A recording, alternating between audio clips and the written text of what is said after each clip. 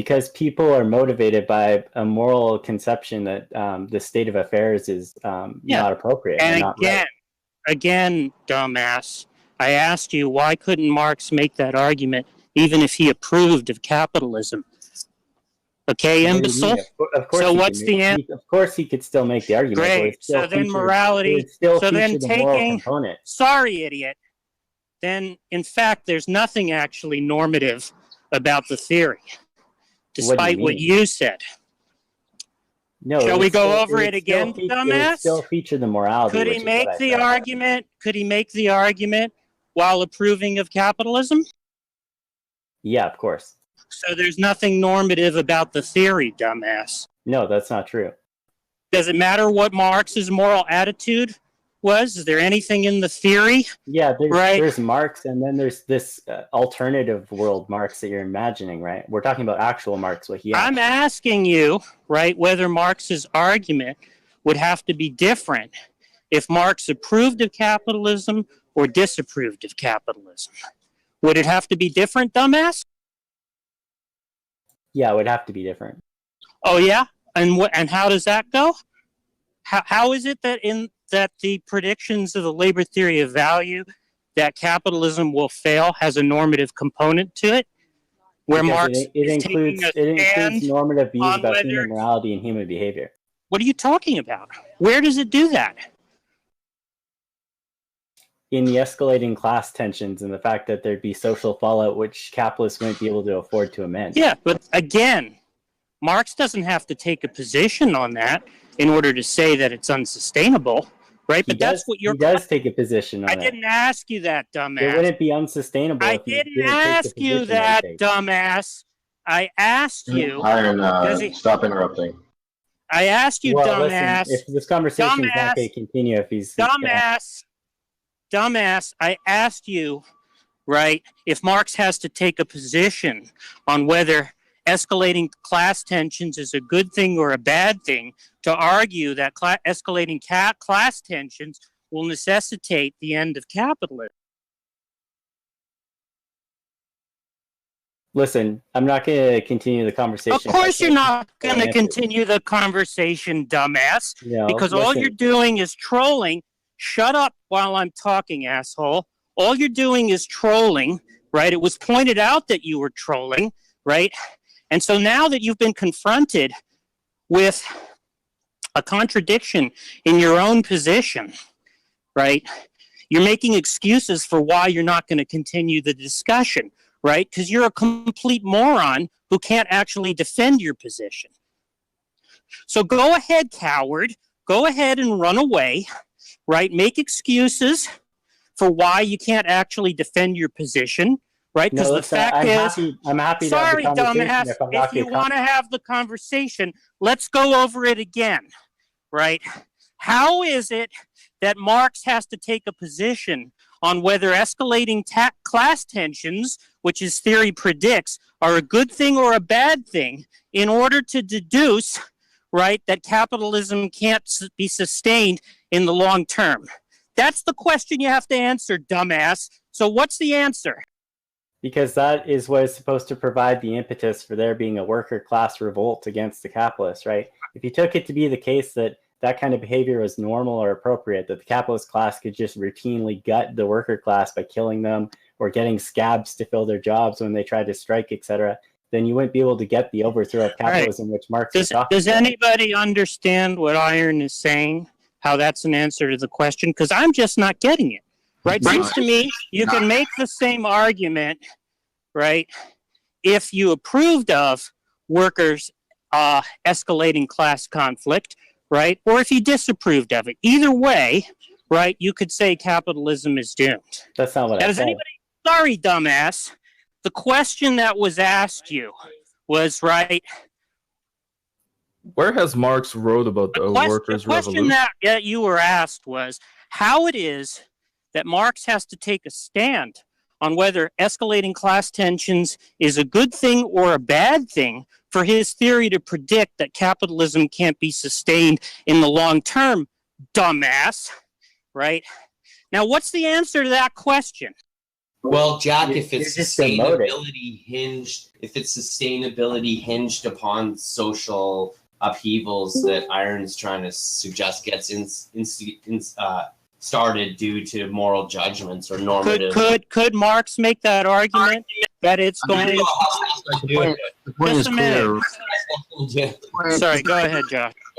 The point here is clear, Jack. I mean, like right? It might be wrong.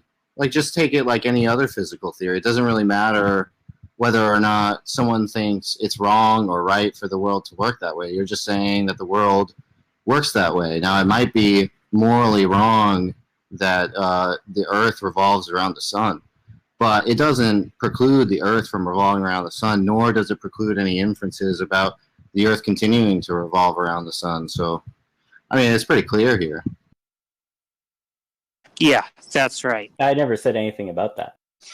Oh, you never said anything about that, dumbass. You said Marx smuggles in moral values in order to make that argument, and then when confronted, you could. Okay, great. So then you've got to explain to us how it is the case that Marx, in order to make those predictions, has to have a moral attitude, right, of approval of or disapproval of escalating class tensions in order to predict that capitalism is doomed. Yeah, he smuggles in the notion that it's inappropriate to take advantage of workers or to just kill them when they get uppity. Sorry, does anybody understand what Iron is saying? Yeah, sorry, let me restate the question. Is there anybody who understands what this imbecile is saying and how that's an answer to the... Well, no. He was just, like, moralizing about Marxist. No, yeah, but is that an answer? Moralizing is about that, his theory. Exactly. That's not an answer. The criticism only holds as capitalism being unsustainable if you assume those social norms or that morality.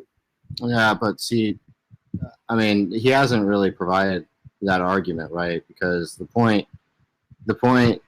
is that whether or not it was right or wrong for there to be escalating class tensions, the class tensions will cause capitalism to fail. That's the claim. And so it just doesn't really make sense why there's any sort of moral... I don't even know where this is going. The class tension is contingent on people feeling as though there's something wrong, right? Like somebody's being taken advantage of. What difference does that make, idiot? That's not the question, as you know perfectly well, dumbass. The question is not what. Sorry, idiot. The question is not whether the workers are going to have a moral attitude or not, right? The question was whether the theory, right, has to actually take a stand on whether that's a good or a bad thing in order to predict that it's going to happen, dumbass. That was never my claim. That's nonsense. Sorry, dumbass. I'm not defending your straw man. Now, if that was never your claim, dumbass, right? Why did it take you so long, right, to deny it? I pointed this out clearly at the beginning of the conversation. Does anybody recall? Does anybody recall this imbecile pointing that out at the beginning of this conversation? No. Even though the question was repeated about 5 times? It seems like he's lying. Were you lying, Iron? I think he's just being purposefully dishonest. Seems like he's lying. Seems like. No, I think it's just better to take away from this. Now, why would you lie? No. Iron thinks that class tensions are normative. Just take that away. What does that even mean? It doesn't matter whether or not he thinks that, Socrates. The whole point is that the theory, bereft of any moral prescription, predicts the collapse of capitalism, and that's because of... Oh, so now he's saying that it is his claim, even though just a minute ago he denied that it was. So what's it going to be, dumbass? Jack, your editorializing isn't adding anything to this conversation. If you're emotionally and so you think your editorializing is adding something, dumbass. Now just let's get it straight. If it's the case that Marx has to approve, right, of workers rising up, right, show us how. In order for him to predict that workers will rise up, right, and that capitalism will either be replaced or there'll be a mutual ruination of the contending classes, right? That was never my claim. Oh, now it's not your claim. That's never been my claim. Yeah. And what did you just say a minute ago, dumbass? Josh was trying to reassert that the criticism would be sound without morality involved in it, and I was just contesting that. Josh, is that what you were doing? Turn your mic off.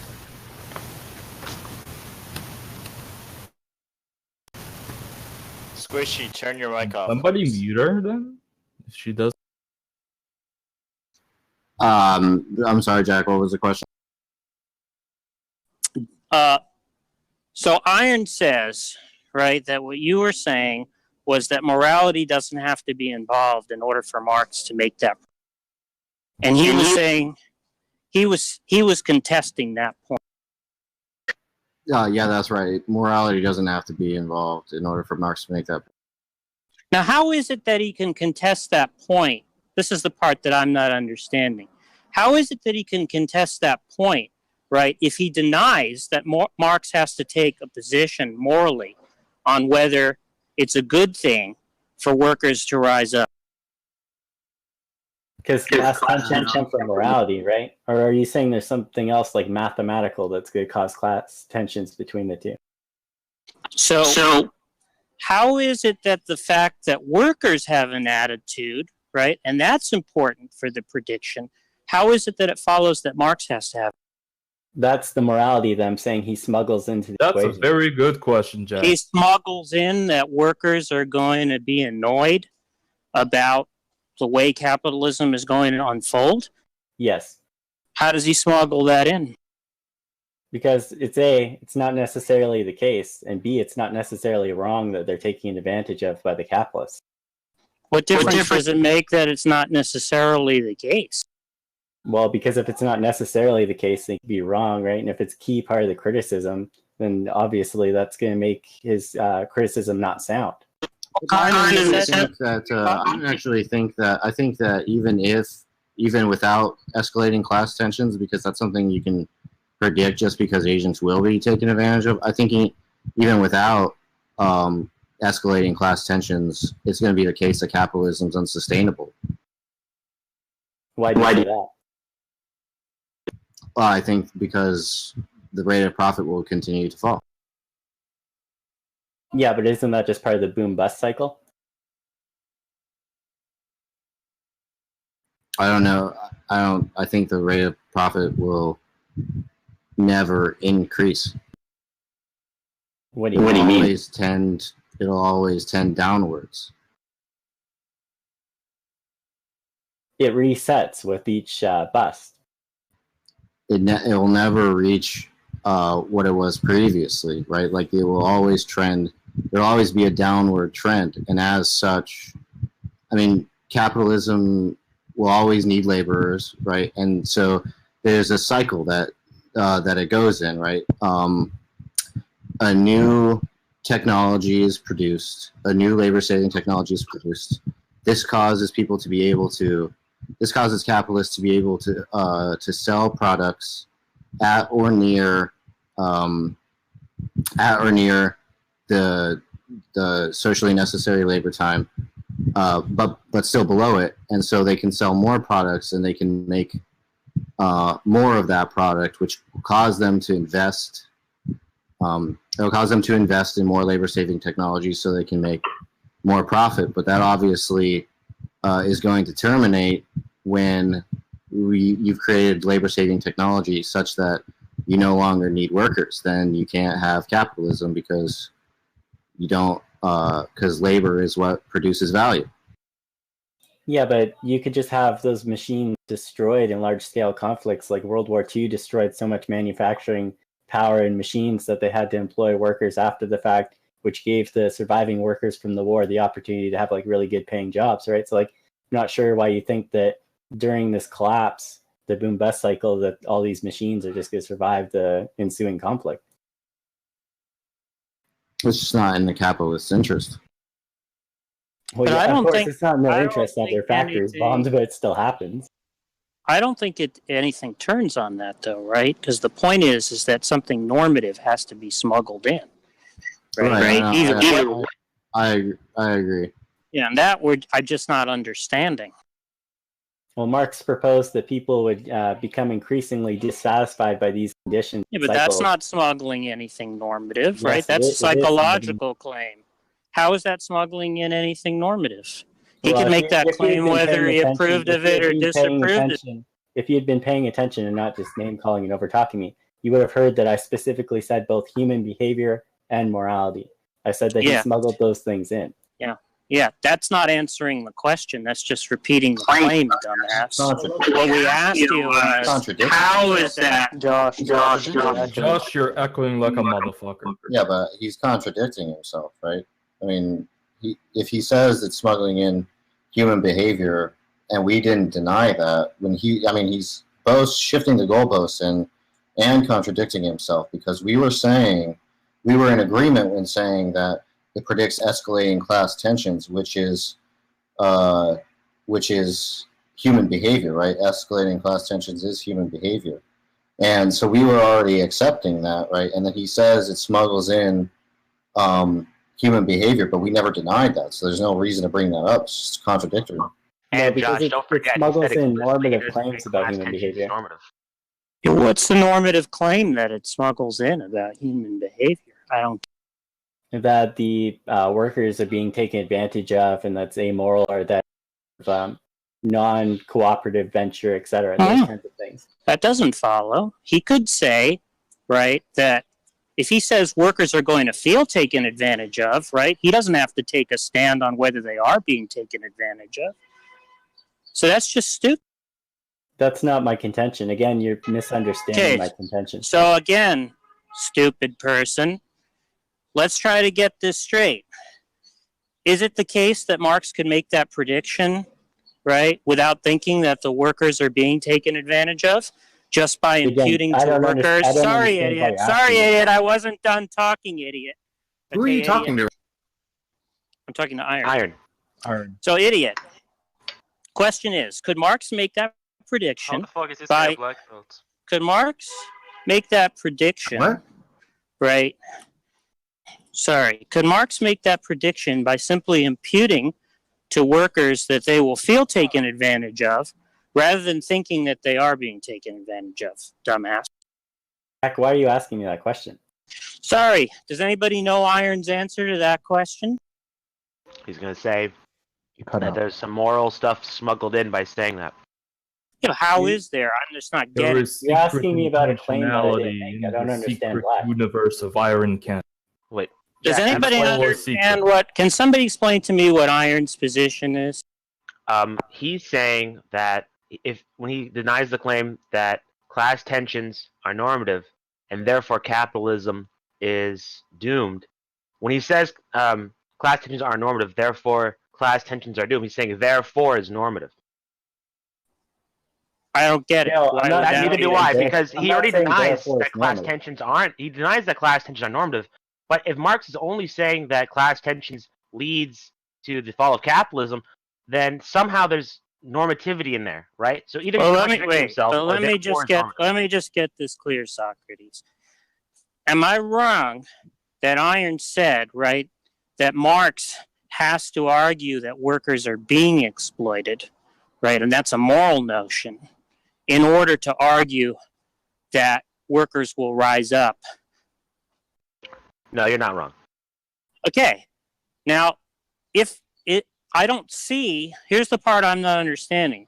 Why is it the case that Marx has to actually think that this process, right, is a good or a bad thing in order to argue that workers, right, will be unhappy about it and will rise up? Do you understand? No, I think he's being contradictory. That's not my claim. So wait. He's now saying it's not his claim. What do you make of that? Before, when he was talking about how or at least when he characterized Marx's argument, he said specifically, talking about the exploitation of workers smuggles in morality, right? Now, I'm not quite sure how that's even possible when he agreed that class tensions aren't normative, but somehow it is. So, Jack, the answer I have for you is talking about the exploitation of workers is inherently normative. Yeah, but that just seems like pure idiocy. I don't disagree with that either, Jack. So, but that is what he's saying. It can't be exploitation without there being some normative standard of the exchange between the two classes. But he doesn't have to argue that. He doesn't have to have a moral notion of exploitation, right?